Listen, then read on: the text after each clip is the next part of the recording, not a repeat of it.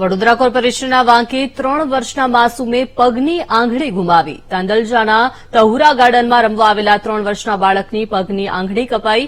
ગાર્ડનમાં તૂટેલી લપસણીમાં બાળકના પગની આંગળી ફસાયા બાદ કપાઈ ગઈ. હોસ્પિટલમાં બાળકની કપાયેલી આંગળીને જોડવાનું ઓપરેશન પણ નિષ્ફળ ગયું. તો બાળકની આંગળી કપાઈ જતા પાલિકાએ તાત્કાલિક લપસણી હટાવી દીધી.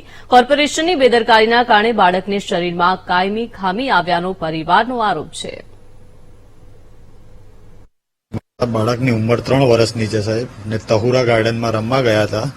ત્યાં તે દરમિયાન સ્લાઇડિંગમાં એનું હોલના અંદર આંગળું ફસાઈ ગયું, આંગળું કપાઈ ગયું છે, આખું આંગળું અલગ થઈ ગયું છે.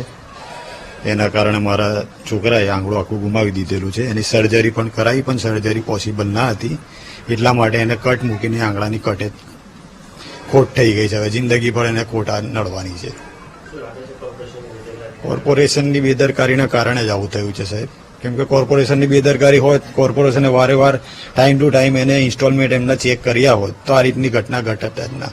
ને કોર્પોરેશનની બેદરકારી વારંવાર થતી જ આવી છે. એ તો કંઈ કહેવાની વાત જ નથી, આપણી સામેની જ વાત છે. કઈ 2 મહિને 3 મહિને 6 મહિને આવી દુર્ઘટનાઓ થતી જ આવી છે વારંવાર.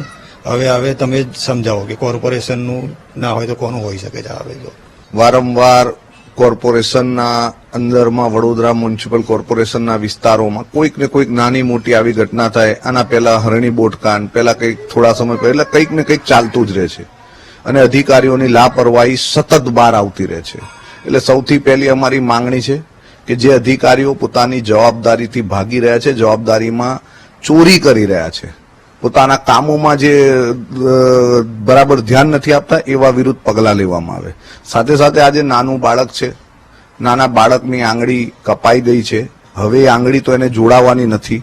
એટલે આ પરિસ્થિતિમાં બાળકને જે શારીરિક, આર્થિક, માનસિક નુકસાન થઈ રહ્યું છે, એના બદલામાં એના મા બાપને કંઈક કોમ્પેન્સેશન આપવામાં આવે, અથવા તો ફ્યુચરમાં બાળક માટે સરકાર દ્વારા કોઈ પણ હોનારત થાય તો બાળકો માટે કે જે બાળકોની હોનારત હોય તો કંઈક ને કંઈક સરકાર તરફથી જાહેરાત કરવામાં આવે છે કોમ્પેન્સેશનની, તેવી જાહેરાત કરવામાં આવે.